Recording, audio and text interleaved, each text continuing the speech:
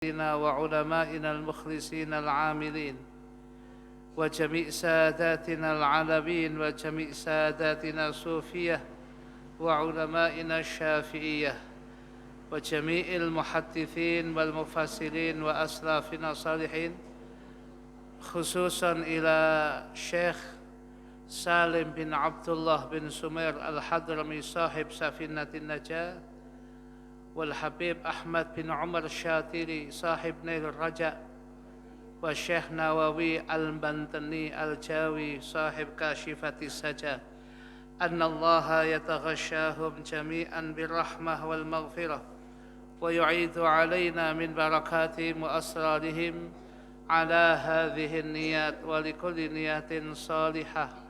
الفاتحة. الرحمن الرحيم مالك يوم الدين إياك نعبد وإياك نستعين صراط المستقيم. بسم الله الرحمن الرحيم. نويت التعلم والتعليم والتذكر والتذكير والنفع والانتفاع والإفادة والاستفادة والحث على التمسك بكتاب الله وسنة رسوله والدعاء إلى الهدى والدلالة على الخير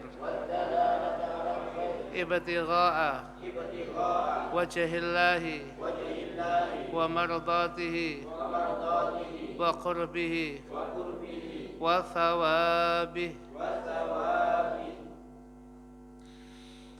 Hadirin hadirat sekalian, jamaah musalla Darussalam Cipto Mulyo yang senantiasa dimuliakan oleh Allah.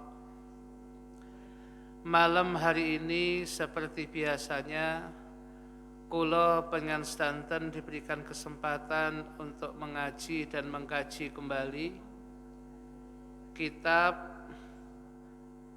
Safinatun Najah karya Syekh Salim bin Abdullah bin Sumir Al-Hadrami, yang pada malam hari ini yang kita bahas masih berkaitan dengan tayamum. Kita masih masuk pada sebab-sebab dibolehkan tayamum. Kitab terjemah panjenengan halaman 18 bagian paling bawah, ghairul muhtarami sittatun. Hadirin hadirat sekalian yang dimuliakan oleh Allah, pada kesempatan pengajian yang lalu kita membahas tentang sebab-sebab dibolehkan tayamum, kitab terjemahan panjenengan halaman 18. Di sana dikatakan bahwasanya asbabut tayammumi thalathatun, sebab-sebabnya tayamum itu ada 3. Yang pertama adalah faqdul ma, memang tidak ada air. Sehingga karena tidak ada air, kita kemudian bertayamum sebagai ganti dari air. Dan yang kedua adalah wal maradu, karena sakit. Seharusnya menggunakan air, ada wong air melimpah, tetapi dokter mengatakan dia tidak boleh menggunakan air dengan penyakit yang dia derita.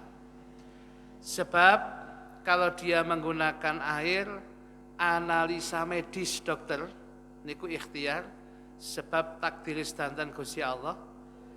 Menurut ikhtiar dia dokter ini, kalau zaman menggunakan air ya mati zaman itu. Karena ini enggak boleh disentuhkan dengan air.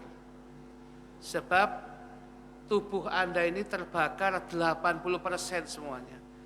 Lek sampean kepin adus gede, ya bukan kemudian gak sakit tok nyunyut ambek nyenyek zaman.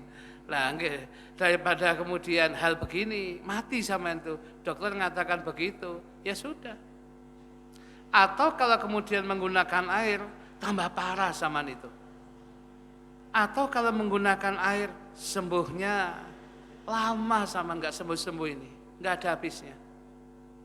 Atau kalau menggunakan air nanti di badan yang biasanya tampak tangan ada syai'un fahishun, bekas jelek kelihatan, bekas disiram air itu.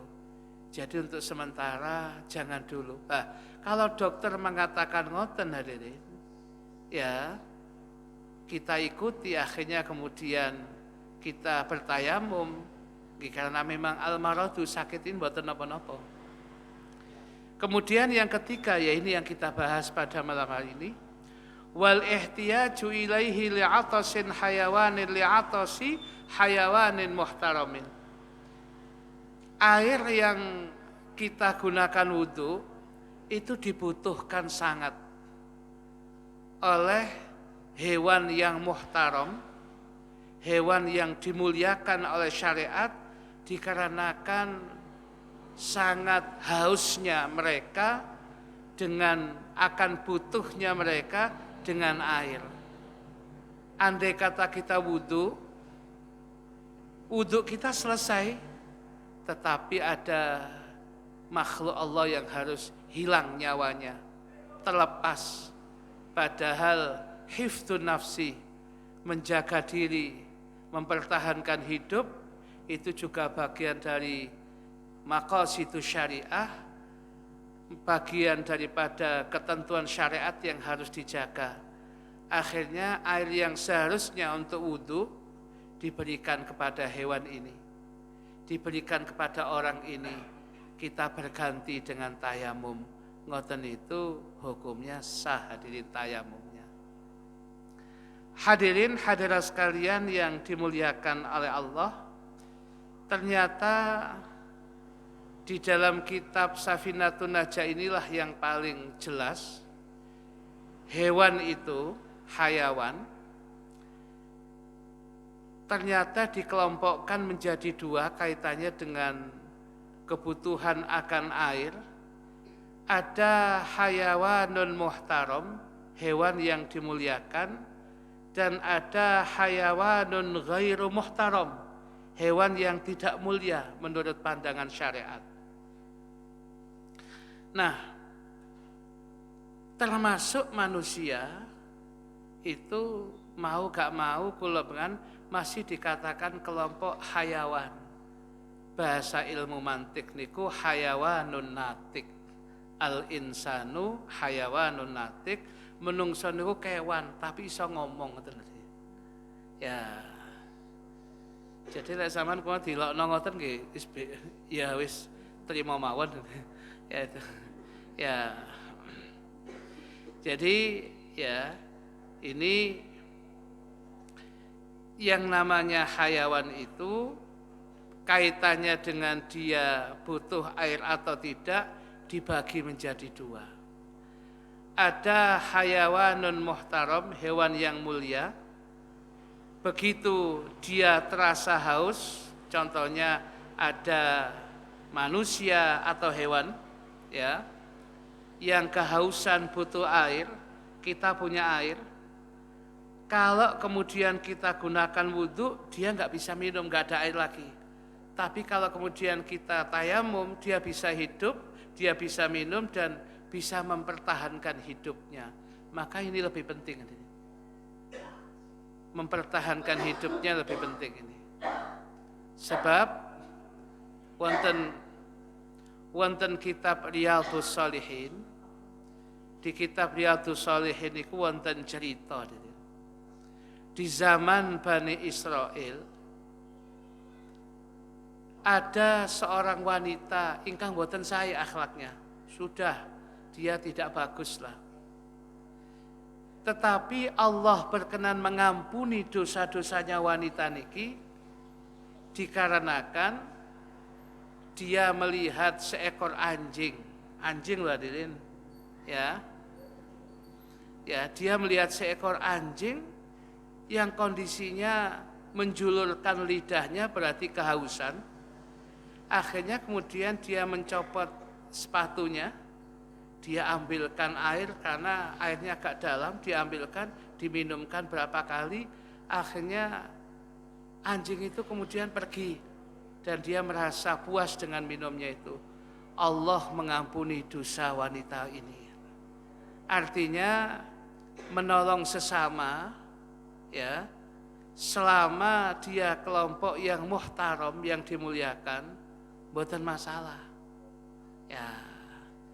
Tetapi ternyata, ya, di dalam kitab fikih kita niki, dan sepertinya hanya di kitab Safinah yang lengkap begini, hewan itu, ya, dibagi menjadi dua, ada yang muhtaram, ada yang mulia. Ternyata ada yang ghairul muhtaram, ada yang tidak dimuliakan. Maksudnya apa? Dalam kitab Nailur Raja ini dikatakan gini, ghairul muhtarami sittatun, hewan yang tidak dimuliakan itu ada 6. Atabihi jawaban an su'alin muqaddarin, ini sebagai jawaban dari persoalan yang dikira-kirakan munculnya begini, bahwa annahu yufhamu minat taqiti bil muhtaram, bahwasanya difahami dari kata-kata apa itu wal ihtiyaju ilaihi li'atasin hayawanin muhtaram, boleh memberikan air kepada hewan yang sedang kehausan, tapi kategorinya hewan itu muhtaram. Lah kalau ghairu muhtaram ya apa? Kan dibalik hadirin. Kalau dengan muhtaram berarti yang mulia, ada yang mulia berarti ada yang enggak mulia kan? Itu. Ternyata memang ada di kitab Safinah itu, ya. Berarti annahu la yatayammamul ihtiyajil hayawan ghairil muhtaram lil ma bal yatatahharu bihi walau adda ila halaki fama huwa ghairul muhtaram. Nah, kalau kemudian ada hewan yang muhtaram, yang mulia karena haus, air kita berikan itu memang boleh dan harus. Bagaimana dengan kalau hewannya ghairu muhtaram, tidak dimuliakan? Maka kalau hewan tidak dimuliakan, kita enggak boleh tayamum. Lah terus pakai air itu aja. Lah kalau hewannya mati, biar mati. Enggak apa-apa, karena tidak muhtaram, tidak ada harganya di sisi Allah. Tidak ada nilainya di sisi Allah Subhanahu wa taala. Enggak ada masalah kalau mati. Sampai fikih begitu. Ya. Nah, kemudian ya jangan dikatakan fikih garis keras ini. Ya, ini fikih garis lurus ini. Ya, jangan khawatir nih. Ya. Sampai kemudian dia bersuci dengan air itu sehingga hewan tadi mati gimana? Biar enggak apa-apa. Sampai begitu adanya. Sehingga pertanyaannya fama huwa ghairul muhtaram lah. Terus yang dimaksud dengan hewan yang tidak dimuliakan itu apa? Bisa jadi kalau kita pernah ngaji ini enggak ada masalah, kalau enggak pernah ngaji kaget mungkin. Di sini disebutkan 6 hewan yang tidak dimuliakan, 1 hadirin. Semuanya 1 sampai 4 berupa manusia, 5 dan 6 berupa hewan betulan. Ya. 1 namanya tarikus sholati, orang yang meninggalkan sholat. Loh, orang yang meninggalkan sholat itu loh, versinya dikatakan hewan. Hewan loh hadirin. Kewan. Ya, cek mantap. Hewan. Tapi ghairu muhtaram, hewan yang tidak dimuliakan. Bahasanya hewan yang tidak dimuliakan ini, kalau ada tarikus sholat, orang yang meninggalkan sholat, dia kehausan. Sedangkan kita ada air cukup kayak wudhu, tak kena DE, sehingga dia bertahan hidup, atau saya gunakan wudhu. Kalau saman berikan dia, saman kemudian tidak ada air kecuali tayamum, tayamum Anda tidak sah. Lah terus wudhu, loh mati Ustaz. Ya biar, katanya, wong tidak ada nilainya di sisi Allah. Waduh. Sampai begitu. Itu hadirin, betapa tidak ada harganya orang yang meninggalkan salat di sisi Allah. Ya, sekalipun nanti ditinjau dari fikih, orang yang meninggalkan salat itu dibagi dua, kaslanan karena malas, lek dijak salat bolak-balik janji, ya, atau yang kedua jahidan. Jahidan itu bahasa Jawane anges, apa? Anti dengan ibadah salat. Enggak mau. Kalau dia kemudian menyatakan salat wajib salat itu, ya, sampean gak salat, oh iya wajib, tapi aku sik durung iso. Lah arek si arek sik cilik-cilik iki lho. Ya insyaallah lek sarek gede-gede insyaallah aku tahan. Berapa tahun kemudian anaknya sudah gede-gede hadirin, wis padha mlebu sekolah kabeh. Sekalipun ono sing daring. Ya niki. Wah, arek wis mlebu sekolah gak salat. Iya. Aku waktu kontek gawe golekno arek tok iki lho. Ya kapan-kapan lah insyaallah. Kalau arek wis gede-gede iso kerja dhewe salat. Puluhan tahun kemudian anak-anaknya sudah keluar sekolah kerja dhewe-dhewe. Ya, sudah kerja sendiri-sendiri. Ya. Ya. Karena dia juga sopir mikrolet, anaknya juga enggak jauh dari itu, hadirin. Ya, jadi juga yang seperti itu. Ya, lainnya beda gitu, hadirin. Ya, akhirnya kemudian setelah itu, loh, arek wis kerja dhewe, malah ono sing duwe mikrolet dhewe. Gak cuman wek wong wek dhewe iku wisan. Jaman wis cukup, ayo wis salat. Lah ibu arek gak gelem ditinggal iki. Ya. Berapa tahun kemudian ibu arek wis gak ono. Ya. Kemudian ayo gak salat. Karena malesnya itu, ya begini ini, dia mengatakan salat itu wajib. Tapi dia ada unsur malesnya. Maka orang ini masih muslim hadirin. Menurut akidah Ahlussunnah wal Jamaah, tapi fasik. Sehingga dia dikatakan ahlul kabair, orang yang lakoni dosa gede. Ya begini ini masih dicintai Kanjeng Nabi. Buktinya Kanjeng Nabi syafaati li ahlil kabair min ummati au kama qala. Syafaatku itu ya termasuk yang aku berikan kepada orang-orang pelaku dosa besar bagian daripada umatku. Gusti Kanjeng Nabi niku sayangi ngoten. Ya. Oleh karena itu, tetapi bukan sebuah kebanggaan begini tadi. Ditolong Kanjeng Nabi tapi nglarani Kanjeng Nabi. Ditolong Kanjeng Nabi tapi menyakiti Nabi dengan tidak melaksanakan syariat Allah. Itu kan menyakiti Nabi. Kon gak salat tapi tak tolong wis ya apa gak kon lah wis kadung dadi umatku ya apa meneh. Lho Kanjeng Nabi nolong ada unsur begitu. Ya, jadi kan gak enak dari begitu itu. Oleh karena itu, ya, orang yang meninggalkan salat itu fikihnya dikatakan hayawan ghairu muhtaram, hewan yang tidak muliakan. Loh, Ustaz menghina, loh, bukan menghina, mau baca kitab. Saya baca kitab ya. Saya sekedar baca kitab. Anda berkenan ya iku, ya enggak berkenan ya saya sekedar baca kitab. Ya, sedangkan kalau orang meninggalkan sholat karena jahidan, karena anti wajibnya sholat, murtad, kafir itu ada. Ya berarti sudah hangus ibadahnya sekian tahun itu habis sudah. Orang kalau sudah murtad habis ibadahnya, ganjarannya sudah habis. Ya, oleh karena itu ya ini menjadi catatan kita, tarikus sholah, orang yang meninggalkan sholat itu dikatakan hewan yang ghairu muhtaram.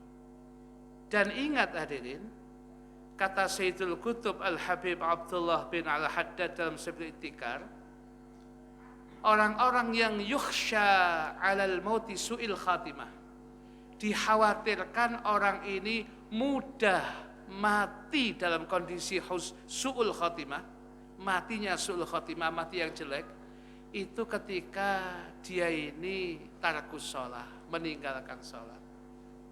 Makanya situasi kondisi apapun, sholat nggak bisa kita tinggal. Di dalam kitab fikih yang kita pelajari pun bab syurutus sholat. Ya, salah satu syaratnya sholat istiqbalul kiblah, ketika menghadap ke arah kiblat. Ketika kita di pesawat, ketika kita nggak bisa ngepas, ketika kita di kereta api, ketika kita di bis, ketika kita di kendaraan yang tidak mungkin mandek sak nggon-nggone karena bukan milik kita pribadi. Ya. Maka kemudian kita nggak bisa istiqbal kiblat dari awal sholat sampai akhir sholat. Mau tidak mau tetap sholat. Namanya apa? Lihormatil waktu. Sholat hormat waktu. Datangnya sholat, kita sholat sebisa kita. Mungkin kita tidak punya wudu. Mungkin kita tidak punya debu untuk tayamum, karena nggak mungkin. Apalagi kalau di pesawat, ya sholat hormat waktu. Begitu nanti kita sampai landing, ya, sampai kemudian mendarat, landing, ya, jadi sampai kemudian kita sampai di satu tempat tujuan kita, nanti kemudian kita di hotel atau kita ulangi lagi sholat kita yang di pesawat itu. Mungkin masih ada yang bertanya lagi lah, kalau kemudian nanti diulangi di sini dilakukan, yus gak sholat terus nanti sekalian ini kan sama aja, enggak sama. Siapa yang bisa menjamin di atasnya langit kita bisa sampai ke tempat hotel kita? Siapa yang bisa menjamin kita bisa mendarat dan landing dengan selamat? Berapa banyak landing langsung bablas hadirin? Kemudian mengalami gagal landing, kemudian kecelakaan, gak bisa sholat. Tapi kalau sudah hormat waktu, kita bukan tariku sholat. Kita sudah lakukan ya Allah sholat, sekalipun sak mampu kita. Kita nggak bisa berdiri dengan duduk di pesawat, kita duduk, sholat sak mampu kita ya Allah. Ya sholat hormat waktu. Kita di kendaraan ya Allah, saya nggak bisa. Kemudian ya bis ini nggak bisa turun sembarangan. Kalau saya turun sembarangan mau sanggup kulo pas-pasan. Andai kata turun ke melaku ngengkleng belain kalau. Ya sudahlah siapa menawis. Akhirnya sholat hormat waktu. Begitu sampai di tempat tujuan kita atau sudah pulang kita sholat lagi, kita qodoi, kita iadah. Ya itu mboten napa-napa nggih ngoten aja. Karena apa? Sholat memang nggak bisa ditinggalkan.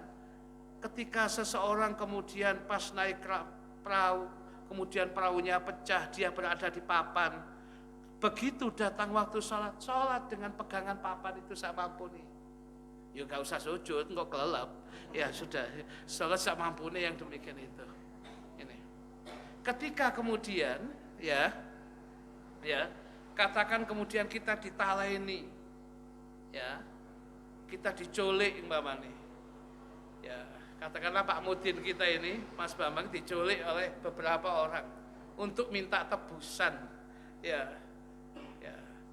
Baru nanti bisanya sholatnya segini itu ya apa ya bisa ya begini rukuk sujudnya gini ya bisa saya lepaskan Pak Bambang kalau sampean ada tebusan dari Bambang sekarang sing nebus wis sakarepmu wis sakarepmu mati kok gaya apa ngono tapi wong-wong mesti golek aku kalau ana sing mati mesti bingung golek aku sampean gak cepat ngepasno digolek wong sakit wong nah oleh karena itu ya karena ditalaini, sholatnya cuma begini saja. Ya sudah, itu kemampuan. Tapi wajib sholat ketika datang waktu. Jadi sholat itu tidak bisa dilepas. Sampai dia koma pun kondisi gak bisa digerakkan. Mek motone tok saged. Sholat harus. Lek mendelik ngadeg iki. Rodok ngene ruku. Lek ngeten sujud. Kok gak tangi-tangi? Sujudnya suwe hadirin. Kan gak apa-apa hadirin. Ya. Kan boleh sujud lama nih hadirin. Nah, jadi begini ini hadirin, panjenengan ingat-ingat, sholat itu sesuatu yang nggak bisa ditawar. Hadirin. Begitu orang masih sholat situasi kondisi apapun, si ada, insya Allah masih jadi baik bisa. Asal dia kemudian mau sholat, mungkin dia sholatnya di rumah, mungkin dia sholatnya jarang ke masjid, tapi insya Allah masih sholat. Masih ada harapan menjadi baik. Ya. Tetapi kalau sudah tidak sholat, nah ini masalah ini. Ya, karena ini sholat itu silatul abdi, bainal abdi wa rabbi. Yang mengikat antara hamba dengan Allah, sholat tadi. Sholat itu. Ya, maka dia diletakkan rukun yang kedua setelah ungkapan dua kalimat syahadat. Passwordnya dunia akhirat kebahagiaan kita, syahadat itu untuk menyatakan keislaman. Setelah itu untuk istiqomahnya keislaman kita, sholat.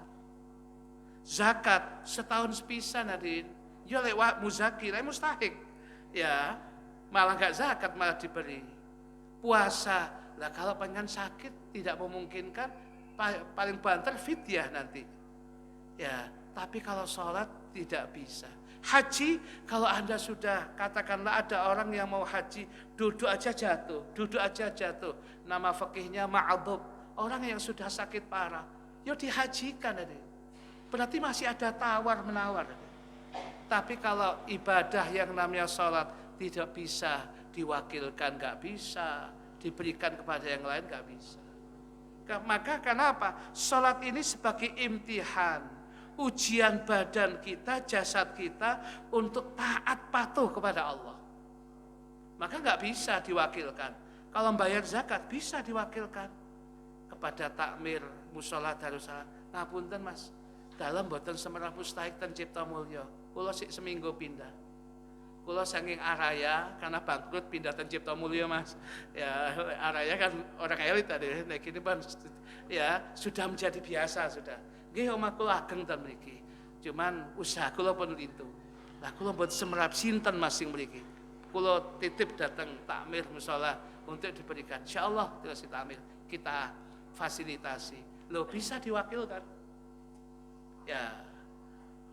Puasa kalau sudah tidak mampu hadirin karena dia punya penyakit layur jaburu yang tidak diharap kesembuhannya, atau dia syekhah, dia sudah sepuh. Ya, orang sepuh kan gak bisa nom meneh, ya lek ulo nglungsungi. Ya, lah niki kan belum sakit tadi. Lah kalau sudah tambah sepuh, ya fidyah. Si ana gentine. Kalau sholat gak bisa. Maka sholat itu mboten saged diwakilno.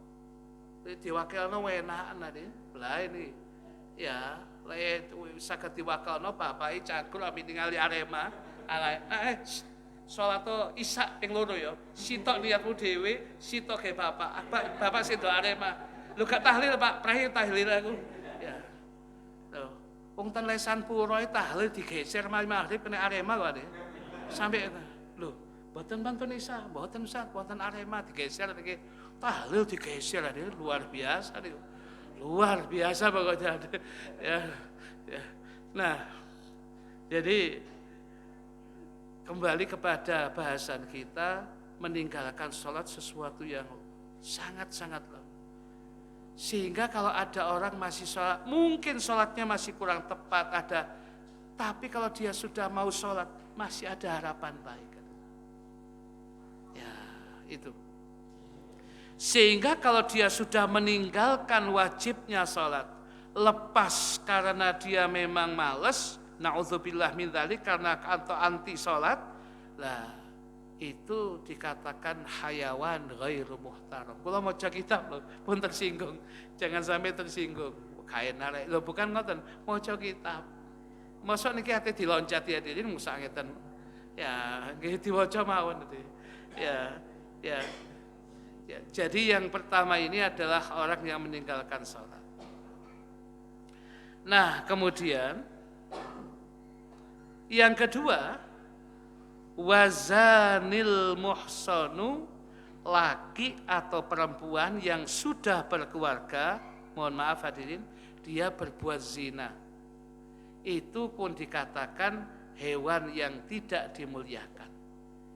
Ya, kalau kemudian ada manusia yang semacam ini butuh dengan air untuk melangsungkan hidupnya, sementara air itu cukup hanya untuk wudhu, tambal wudhu mawon. Lalu kalau mati Ustaz, ya biar nilainya tidak ada di sisi Allah. Keras, bukan keras hadirin. Fikih harus ada tegasnya hadirin. Ya, sebab perzinahan yang demikian ini apabila terjadi bisa merusak nasab, bisa merusak segalanya. Rusak hadirin segalanya itu kalau kena begini. Ya, ini yang harus kemudian kita berikan catatan. Yang ketiga, wal murtaddu murtad, orang yang keluar dari agama Islam. Orang yang keluar dari agama Islam murtad itu termasuk hayawan ghairu muhtaram, hewan yang tidak dimuliakan. Ya, kalau ada murtad begini butuh air, Sedangkan air itu hanya untuk kita wudhu, kalau kemudian kita berikan dia, kita tayamum, tayamum kita tidak sah. Lah terus kayak wudhu mawon. Lah dia kalau nggak minum mati, biar ya nopo jadi. Ya, wong dia diberikan kenikmatan yang besar oleh Allah disia-siakan. Nikmatul iman, nikmatul Islam itu kan nikmat paling besar. Dia campakkan dengan dia keluar dari Islam. Maka orang yang semacam ini hangus semua amal ibadahnya, ganjaran teh hadirin. Ya, habis yang demikian itu. Kemudian lagi wal kafirul harbi. Nanti di dalam fikih itu kafir itu nanti dibagi-bagi. Ada kafir zimmi, kafir yang berada di negeri Islam tapi dilindungi hak-haknya. Ya, seperti yang ada di Indonesia sebagian ini dilindungi hak-haknya. Ya. Ada lagi kafir mustakman, datang ke Indonesia karena dagang, karena harus menjadi mungkin dia harus mengajar apa dibutuhkan oleh umat Islam, sekian bulan dia aman, ditanggung keamanannya. Ya. Ada lagi kafir mu'ahad, dia didatangkan ini karena ada perjanjian.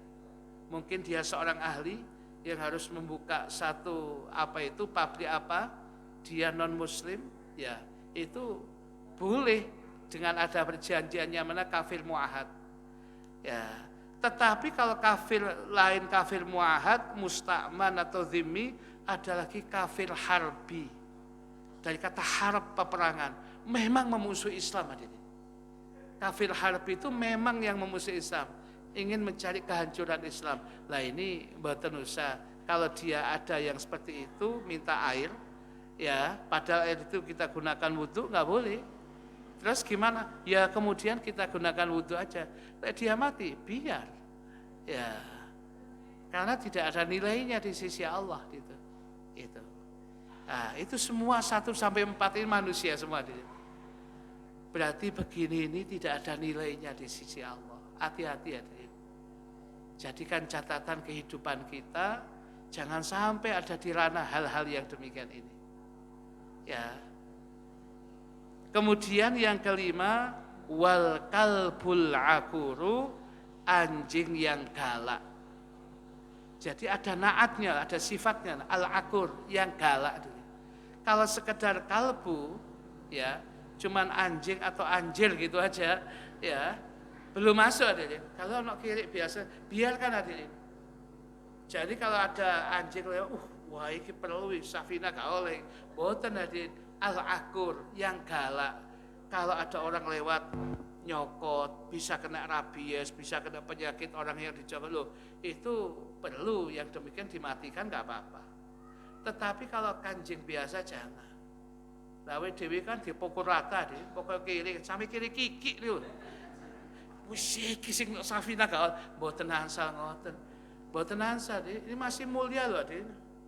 Ya, sekalipun kalau ada orang muslim kemudian dia memelihara anjing, dia harus hati-hati. Kalau dalam mazhab Syafi'i, lepas mazhab yang lain ada yang boleh kan Maliki.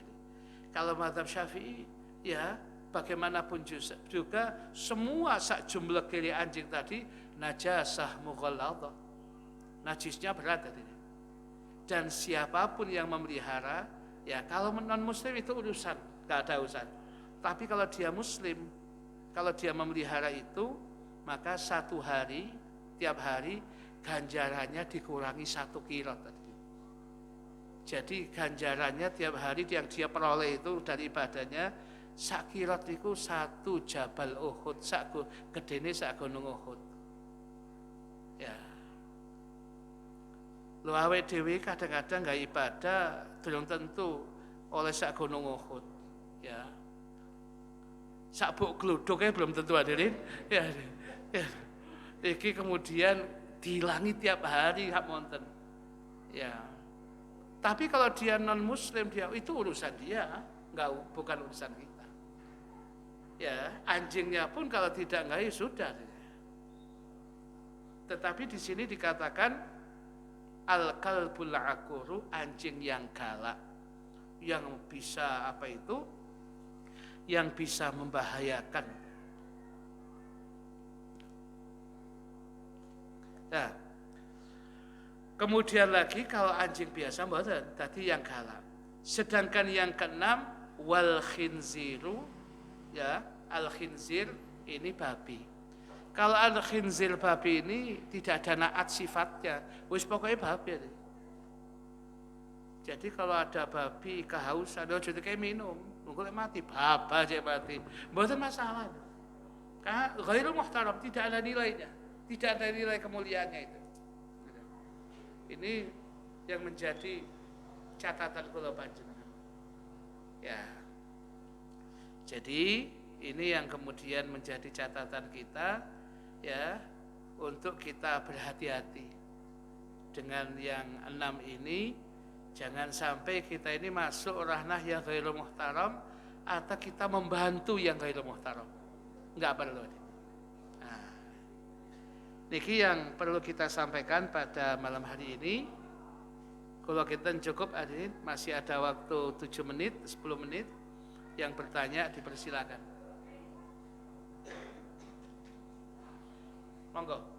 Yang tangan tinggi monggo.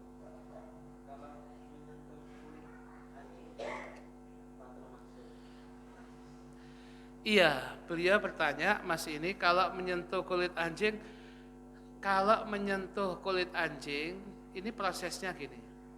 Kalau anjingnya pas kering, kondisi kering, jenengan tangannya juga kering, atau yang tersentuh mungkin bukan tangan apa badan, tapi kering, yakin sama-sama kering. Ada kaidah fikih yang mengatakan al-jaf bil-jaf tohir. Kering ketemu kering, ya suci ya, ya nggak ada masalah. Tetapi kalau salah satunya basah, itu mutanajis. Anjingnya rupanya baru saja mandi hadirin, ya mariatus, ya ketok banyu sik netes, ya kita pegang, kita lus-lus, tangan kita mutanajis, najasahnya mughaladhah, itu, begitu. Jadi ya nggak boleh. Jangan sampai menajisi tangan kita dengan najasa mughaladhah. Ada lagi yang tanya? Cukup gitu? Ada lagi? Iya, monggo Mas. Iya. Jadi kalau memeliharanya, tujuannya untuk memelihara, untuk menjaga kebun. Atau dalam fikih itu namanya al-kalbul mu'allam. Anjing yang memang diajari untuk berburu. Ada fikih itu, nanti ada itu, bahasan fikih itu. Nah, begitu itu apakah termasuk yang ini? Nah, di sini ulama khilaf. Ya, asal tidak dijatuhkan dalam rumah. Sebab kalau di rumah itu ada anjing, malaikat gak mau masuk ada ini. Ada gambar satu badan, ya bukan foto loh ini. Kalau foto itu kan masih khilaf di antara ulama, apalagi fotonya ulama-ulama kita maklumi. Tapi ini gambar ada, ya gambar, kemudian 3 dimensi patung anjing, malaikat gak mau masuk itu. Maksudnya dimaksud malaikat itu ya malaikat rahmat, malaikat hafadhah. Jangan pikiran kita, malaikat gak masuk, alhamdulillah. Berarti Israel barang gak masuk. Oleh Israel waktu SK mudun yo gak peduli iku hadirin. Wae berangkat lah Israel. Niki maksudnya adalah al malaikatul hafadhah, malaikatul rahmah, al malaikatul sayyarah yang bagi-bagi rahmat itu, yang bagi-bagi rahmat berkat tiap hari gak akan masuk kalau di situ ada anjingnya. Makanya biasanya orang yang untuk berkebun, jaga kebun, untuk berburu itu tempatnya disediakan agak jauh dari kandangnya. Tidak satu rumah itu. Ya, kalau gitu ya ada yang membolehkan. Tetapi kalau kita memang bisa tanpa harus itu, lebih bagus boten hadirin. Kita cari yang lain saja. Golek amane. Bagaimanapun juga awake dhewe niki mboten pati saged ya ngrekso najasa mughaladha itu kadang-kadang kangelan Pak. Ya, kadang-kadang kangelan. Sampai saya ini pernah ditanya oleh seseorang yang punya rumah besar, rumahnya di Sawah Jajar, disewakan.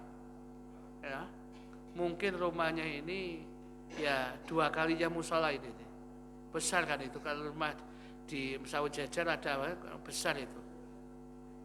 Disewa oleh non-muslim yang kebetulan punya banyak anjing. Dia keluar sudah.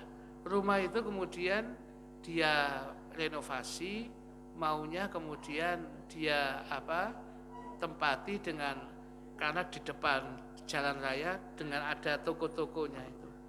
Dia sempat tanya, iki apa Ustaz, gede omah iki. Lah terus yang waktu itu ngontrak bertahun-tahun itu orangnya ngingu banyak anjing. Terus anjingnya saya pernah tahu mencolot tempat macam-macam. Terus ya apa Ustaz? Ya gampang kan saya. Ya semuanya dicuci 7 kali, yang salah satunya dengan debu. Masa wis talah aja sampean kepengin kerja. Cek yakin sampean nanti gak yakin sampean kata. Oh iya wis, wong sampean punya anak buah, ya sudah disiram. Oke gini Ustaz ya satu sudah yakin sudah. Yang kedua kemudian debu itu dimasukkan ke kaleng-kaleng, siram-siramkan. Setelah itu ini dianggap yang ketiga, sekarang yang keempat, kelima, ya hampir sehari, tapi nggak apa-apa nih, tapi yakin setelah itu, pun yakin sudah. Dukur ya Ustaz, mosok kira mencolot nang dukur barang, nggak usah wis kene ae wis pokoknya itu aja sudah. Ya, jadi sampai seperti itu, cek yakin zaman. Kalau zaman nggak begini ya nanti suatu saat timbul pertanyaan lagi nggak yakin. Yang ini kan sudah yakin. Ya sudah begini yakin, Anda setelah itu siram lagi yang bagus, ya dikosoi sing apik, wis gawe usaha bismillah. Ya, tekakno jamaah sholawat, tekakno jamaah burda, istighosa, digawe tawasul, insyaallah nanti jadi berkahnya. Ya manut hadirin, jadi akhirnya jadi baiknya itu. Jadi seperti itu. Kalau kita bisa menghindar, lebih baik menghindar, tidak harus harus memelihara yang seperti itu. Awake dhewe ngrekso najasah mughaladha kangelan. Kecuali kalau kita ini mazhabnya Maliki. Kalau Maliki anjing itu suci ada. Jadi kalau ten Madinah banyak anjing ada, ten Madinah. Bengi itu keliaran. Karena banyak orang Madinah mazhabnya Maliki, Imam Malik di Madinah. Ya. Di Mesir banyak Maliki, kori-kori internasional biasa. Bagi mereka biasa. Tapi kalau kita mazhab Syafi'i kangelan. Ya, begitu ya. Ada lagi ya, monggo.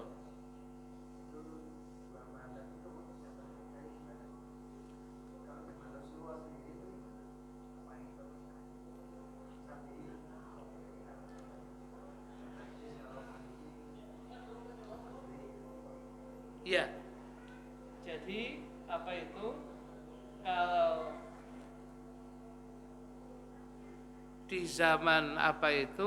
di zaman Rasul itu sebenarnya prakteknya bagaimana begitu ya, kok bisa kemudian dari dua hadisnya sama, kok bisa kemudian istimbat hukumnya kok berbeda ya. Baik hadirin, kita bacakan hadisnya dulu ya supaya kita mantap. Di sini dikatakan halaman 10 halaman. Saya bacakan dulu hadisnya.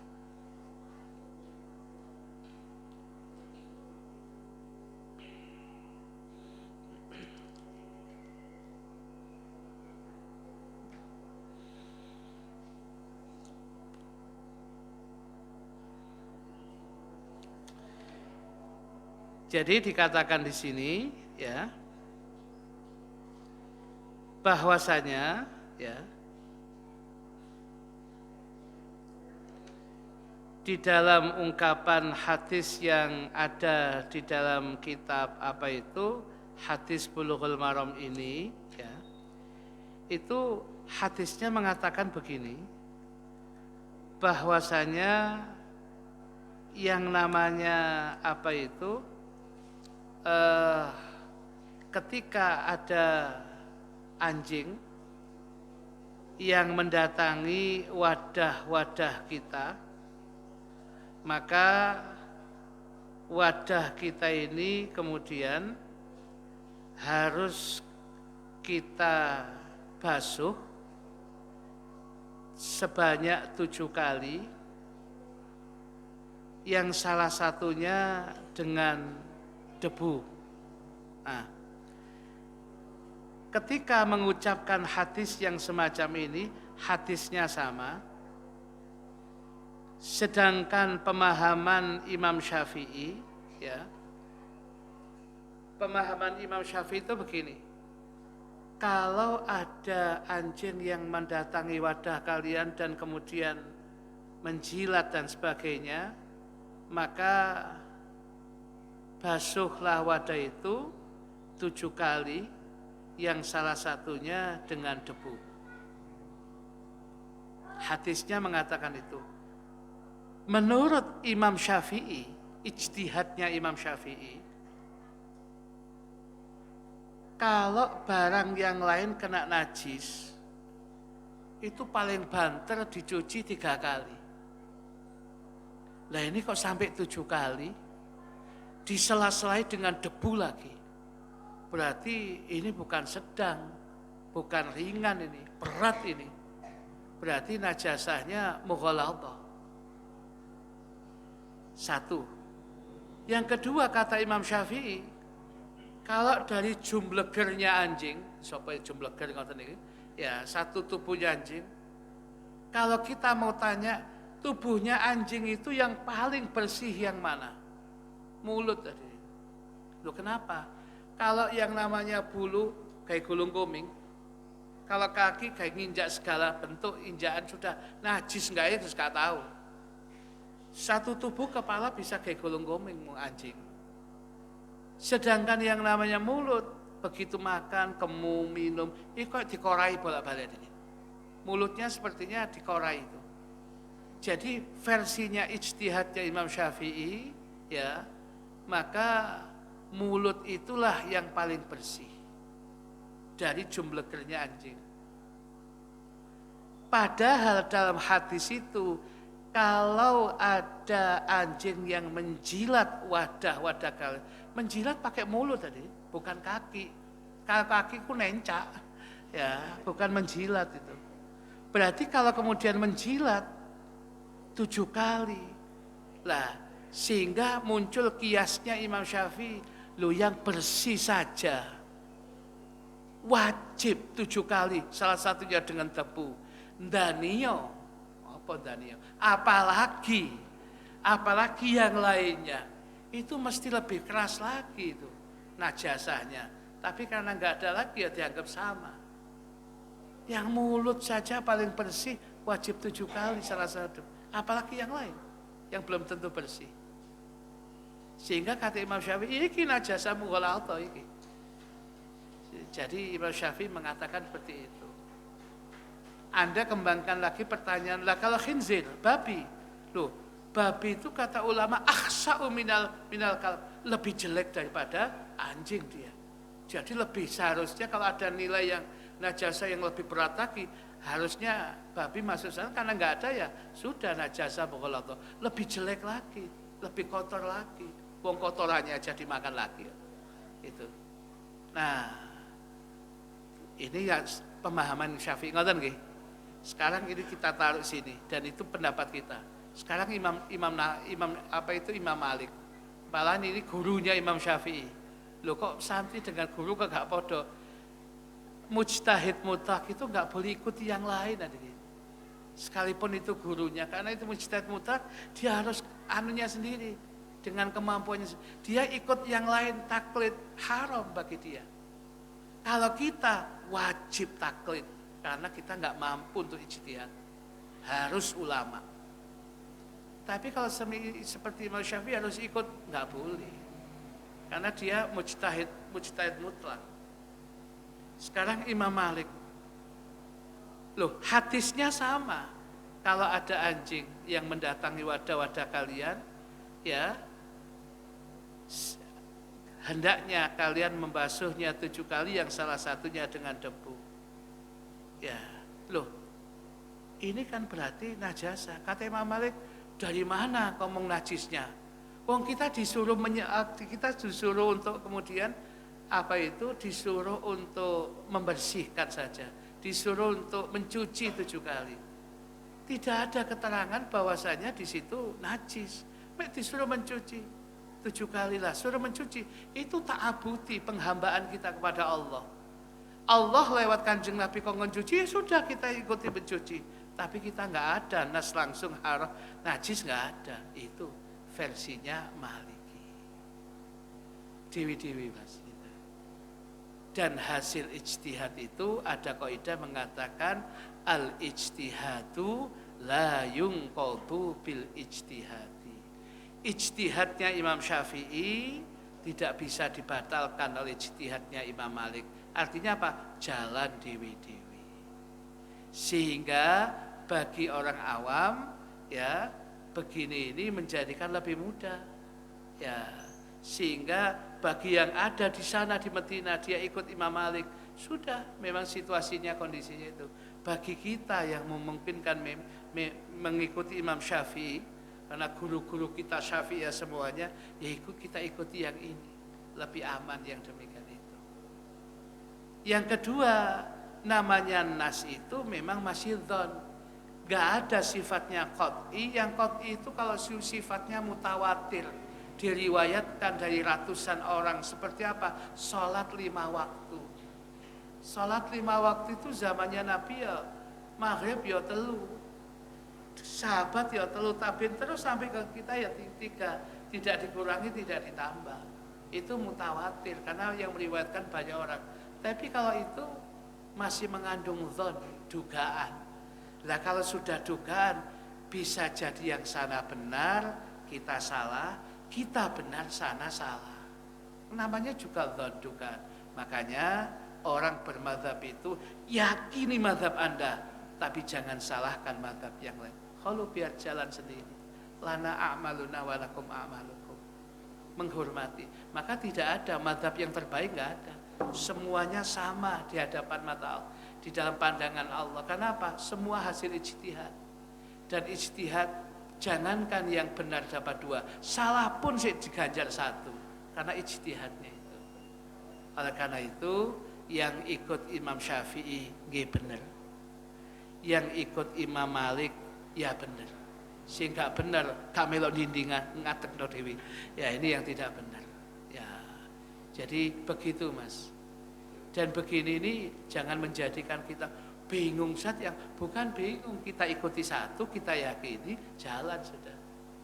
Ya, karena kalau kita melihat yang sana kan kita tidak tahu dalilnya, bingung ini. Enggak, kita ikuti yang sudah kita ajari guru kita, ya kita yakini karena kita ini muqallid, ahli taklid, maka ini kita yakini, kita jalankan sudah. Sedangkan ada orang yang ngomong gitu, itu kan sependapat sampean. Saya yakin ini. Andai kata kemudian apa yang diijtihadkan Imam Syafi'i salah pun umpamanya, masih dapat ganjaran 1. Dan kita tidak disalahkan karena kita masuk ungkapan fas'alu ahla dzikri in kuntum la ta'lamun. Kita tanya guru kita kok. Nah, lewat ulama dari ulama udah sampai kepada Imam Syafi'i. Jadi enggak salah kita. Ya, jadi cara bermadzhab itu yakini yang kita yakini sudah tak benar tanpa harus menilai orang lain yang bukan madzhab itu. Kok ngono enggak benar lah, ini enggak benar. Karena mereka punya ijtihad sendiri. Di kita ini loh dipelajari enggak ada habisnya ini. Dimantapkan juga enggak ada habisnya. Mantapkan saja yang ada. Ya, tanpa harus melihat yang lain. Lain dulu yang lain bisa jadi awake dhewe bingung. Ya, karena awam itu enggak mampu harus menyerap semuanya.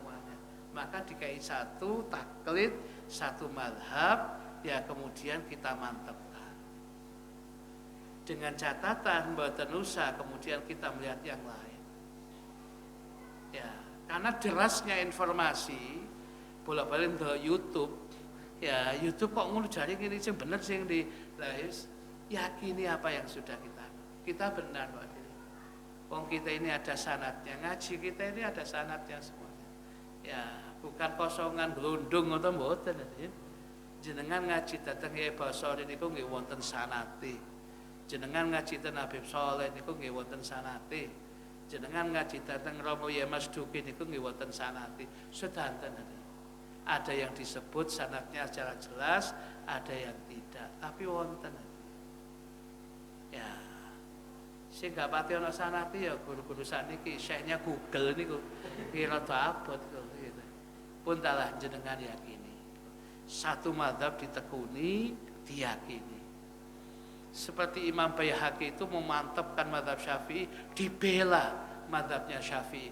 Bukan bela kemudian ngilok yang boten, mengungkap apa yang masih tersembunyi untuk menguatkan apa yang ada dalam mazhab Syafi'i itu. Ya. Caranya memang bermazhab seperti itu. Dan kita lepas mazhab boten saged. Kita harus bermazhab karena ketidakmampuan kita mengkaji Al-Quran sendiri, mengkaji hadis sendiri, langsung istimbat boten saged. Nah, itu. Sampun nggih Mas? Ada lagi? Cukup? Ya, sajane ati takon delok jame kok sing kaenak. Kaenak ya wis gak apa-apa wis. Ya. Bismillahirrahmanirrahim. Alhamdulillahirabbil alamin. Allahumma salli wa sallim ala sayyidina Muhammadin wa ala alihi wa sahbihi ajma'in. Allahumma qsim lana min khasyatika ma tahulu bihi bainana wa baina ma'siyatik wa min ta'atika ma tuballighuna bihi jannatak wa min al-yaqini ma tuhawwinu bihi alaina masaibat dunya wa matti'na bi asma'ina wa absarina wa quwwatina ma ahyaytana waj'alhu al-waritha minna واجعل ثأرنا على من ظلمنا وانصرنا على من عادانا ولا تجعل مصيبتنا في ديننا ولا تجعل الدنيا أكبر همنا ولا مبلغ علمنا ولا تسلط علينا من لا يرحمنا وحسبنا الله ونعم الوكيل ولا حول ولا قوة إلا بالله العلي العظيم. اللهم اشفي سيد الوالد الأستاذ الحبيب صالح بن حبيب أحمد الإدريس شفاء عاجلا لا يغادر سقما ولا ألما وارزقه طول العمر في صحة وعافية. وصلى الله على سيدنا محمد النبي الأمي وعلى آله وصحبه وسلم والحمد لله رب العالمين. سبحانك اللهم وبحمدك أشهد أن لا إله إلا أنت أستغفرك وأتوب إليك. سبحانك اللهم وبحمدك أشهد أن لا إله إلا أنت أستغفرك وأتوب إليك. سبحانك اللهم وبحمدك أشهد أن لا إله إلا أنت أستغفرك وأتوب إليك. بسم الله الرحمن الرحيم. والعصر إن الإنسان لفي خسر إلا الذين آمنوا وعملوا الصالحات وتواصوا بالحق وتواصوا بالصبر. والسلام عليكم ورحمة الله وبركاته.